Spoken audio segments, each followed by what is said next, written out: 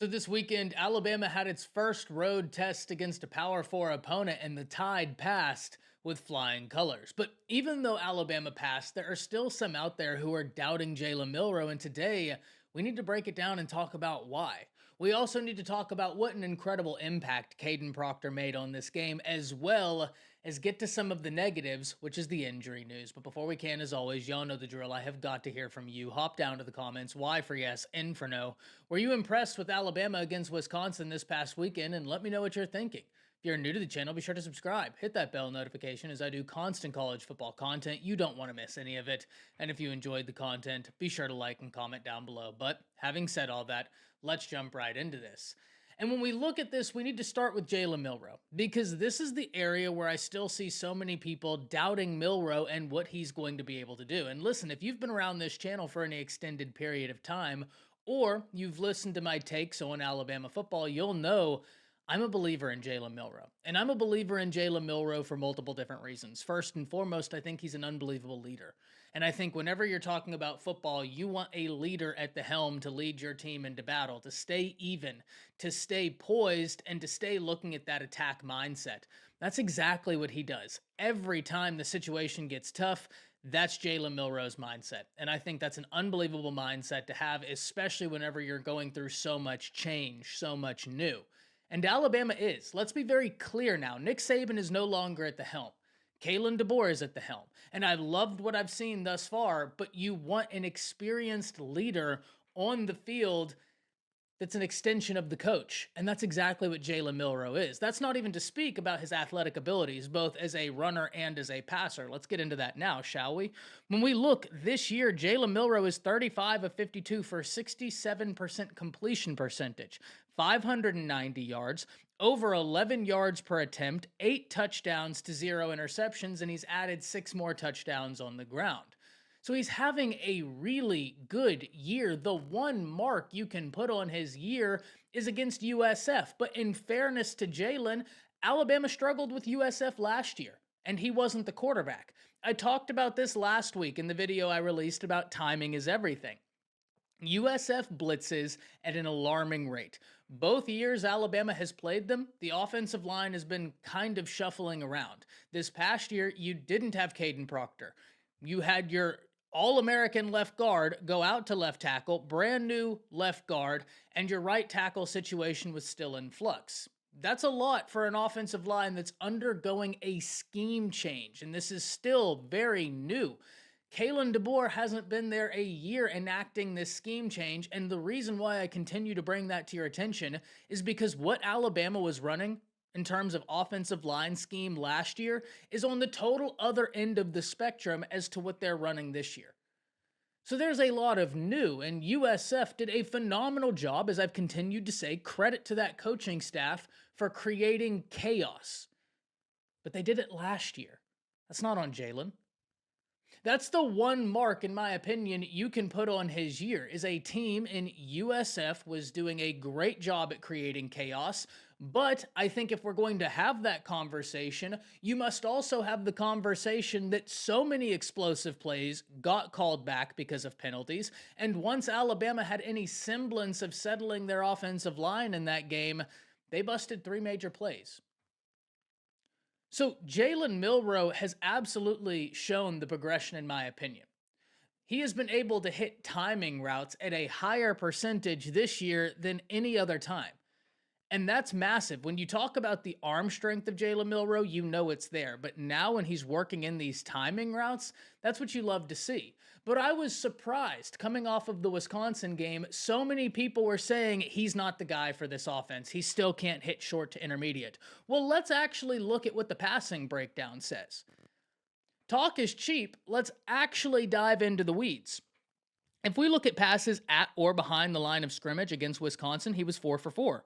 At 0 to 10 yards, he was 3 for 3. 10 to 20 yards, 1 for 2, and one of those misses came when he and Jeremy Bernard just weren't on the same page.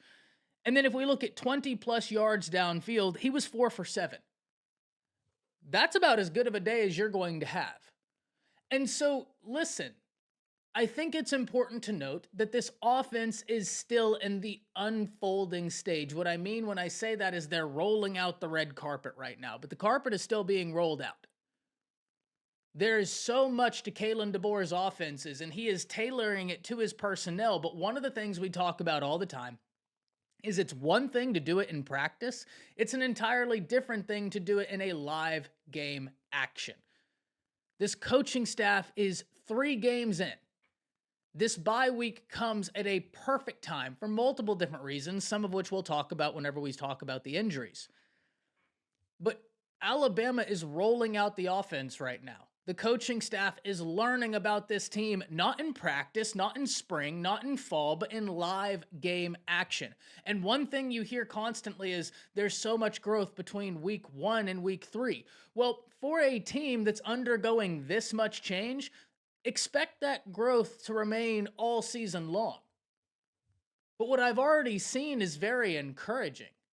There were even people questioning the play calls, and I think that's fair. I think once again, this offense is still in the feeling out process. And you can say, but Ty, they had all spring, they had all fall. I would point you back to the argument of it's one thing to do it in practice. It's another thing when you don't know the opponent. And what I mean when I say you don't know the opponent, of course you've watched film. But after about the 8th week of practicing against your own guys, you know what's happening. You know where your strengths lie. You know where your weaknesses lie. That team across from you, you've just watched them on film. It's different watching. It's another thing doing. Think back to your time at work. You watched a training video. You said to yourself, okay, I got it. And even if you did get it, it is still a totally different action watching than doing. I'll give you a quick example. Not long ago when I was in Virginia, I went rock climbing with my brother. Well, before I could get out there and start climbing, I had to watch some safety videos about what to do. You bet your bottom dollar it was a lot different climbing the wall than watching the video. Keep that in your mind whenever you're thinking about these offensive changes. It's different climbing the wall than watching the video. I think Alabama's done a good job. And even when people were questioning the play calling, there are instances this year of play calls they've been putting together that I sit back and go, wow, that was nice. I think Alabama came out the second half to some brilliant play calling that you love to see. I've also seen some people say that we think they're running Jalen Milroe too much. Now listen, here's what I will say on that. Alabama's got a phenomenally gifted running back room. I'd love to see those guys get more touches. But what you have to understand is that Jalen Milroe has an ability that very few players have. He can throw the ball and he can run the ball. Using Jalen Milroe to his strengths is only making it more difficult for a defense. They have so many things they have to account for. Is he going to give it to the running back? Is he going to play action and hit us over top? Or is he going to keep it?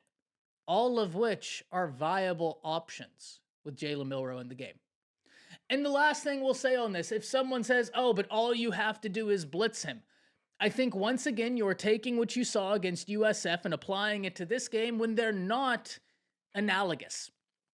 USF was an interesting circumstance. Not every team out there is going to blitz at the rate Todd Orlando does, and at the end when Alabama settled their offensive line, they hurt USF being that aggressive. But I will continue to say this, hats off to that USF coaching staff sitting back and saying, hey, we are who we are. They have some moving pieces of the offensive line. Let's create chaos. And they did just that. But against Wisconsin, Jalen was 3 for 4 when he threw against the blitz, including a touchdown. I think one of the things people aren't realizing is he's not throwing 34 times a game. He's throwing at most 24 times a game, and Alabama is scoring so quickly that they're not getting the opportunity to give him that many throws. Now, the one thing I would like to see is extended drives, right? And we saw that against Wisconsin. The ability to continue driving down the field. Alabama was plus 55% on third down conversions. I absolutely think that's something you'll continue to see rolling out. But that gets us into the second part of this conversation.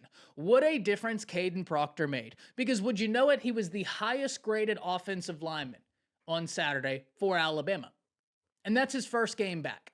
I loved getting Caden Proctor back as you go into the bye week, allowing him to continue getting healthy, understanding, oh, this is what the new scheme wants us to do. Perfect. And then you take that into Georgia. I feel much more comfortable about that than him rolling out against Georgia. But I loved what I saw from Caden Proctor. He looks like he has a message to send, and he sent it. The offensive line as a whole looked far more confident. You didn't have the penalties that you had against USF, and I think that stems back to the confidence that the offensive line now had, that they weren't being shuffled around, that they had some semblance of continuity. So I can't wait to see how that continues to evolve. But Caden Proctor absolutely made a tangible difference in that game, and I think it reflected. I think Jalen Milroe is a quarterback who's growing. This is his third different offense. And finally, he has offensive pieces around him that are going to try and utilize him to the best of his ability. But now let's get into some of the negatives. Let's talk about one of the things I saw during the game that I would love to see cleaned up, actually two, and then some of the injury talk. We'll start with the things I'd like to see get cleaned up. And I've talked about this, but the edges I would love to see have a bit more contain. Because I don't think Wisconsin had a whole lot of success when they were trying to run between the tackles. Alabama was able to shore that up pretty quickly. But it was the edges where they had some success. Now, shout out to Clint Lamb. He posted a clip on Twitter, one of Wisconsin's big gain plays, and they ended up fumbling, I believe, but it still broke for like 15 yards. Alabama was just misaligned.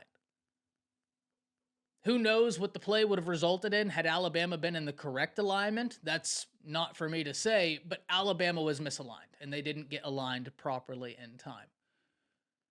But if they can contain the edge, this Alabama defense has been solid against the run. In my opinion, where the run has hurt them is on the outside. It's all about trying to contain and set that edge, something I want to see. And then also over the middle. Because going into UGA, you know they'll just park Delp in the middle of that defense and allow him to flourish for 5-6 yards a pop. And that Georgia offense is all too pleased with saying, oh, you'll give us 5 to 6 a pop? Cool. Let's march downfield. The last thing I'll say on the offense before we move into the injuries, because I've seen people saying, oh, we want to extend drives, 12, 13 plays. I think back to something Steve Sarkisian once said, and he said, why would I want to go 13 plays when I could score in 3?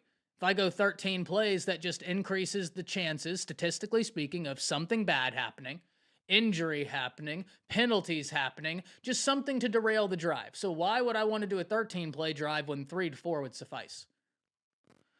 And I think that the golden ground is being able to do either. And I think Alabama's well on their way to doing that. Now we jump into some of the injury news, and this isn't pleasant. Though I don't have any updates on the injuries, there are injuries that we have got to discuss. One, Malachi Moore, Quay Russaw, and then Richard Young. And all three of these guys are guys that I absolutely believe are going to continue making tangible impacts. Of course, that goes without saying in Malachi Moore and Quay Russaw. But Richard Young is a guy that, I mean, the little bit he played against Wisconsin, he was showing, hey, get me the ball. Let this be a 3-man rotation at running back. Get me the ball. And I certainly pray and hope that his injury is not severe, that he will be back sooner rather than later. But then we turn to the defensive side. Malachi Moore, Quay Russaw. Malachi Moore is really the heartbeat of this defense. You want him to be healthy, and especially you need him to be healthy against Georgia. So you hope he is back in time for that game. The bye week could not have come at a better time.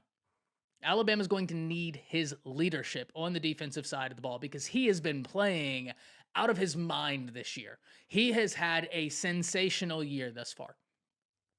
Then we talk about Russaw. He is a young player continuing to learn, but even though I think there are talented pieces at Wolf, I think Q-Rob has shown he is a menace as a pass rusher. I mean, that guy is playing some really good football. You have guys outside of that even, Yanze Pierre, Keanu. But I think Q-Rob, with his veteran presence, has really put it together this year. But Quay is the most unique out of all of them. because he can do a lot of different things for this defense. And I think it's that almost hybrid ability that makes him impossible to keep off the field. So in a perfect world, you get both he and Malachi back for Georgia. Luckily for Alabama, in the case of Russaw, you have some veteran guys there that you can go in and feel like, okay, we're comfortable here. We'll be able to make this work. Very interested to see the timelines of their return. Very interested and hopeful that they will be back against Georgia. But I can't wait to hear from all of you. Hop down to the comments. Let me know what you're thinking. That's it. See ya.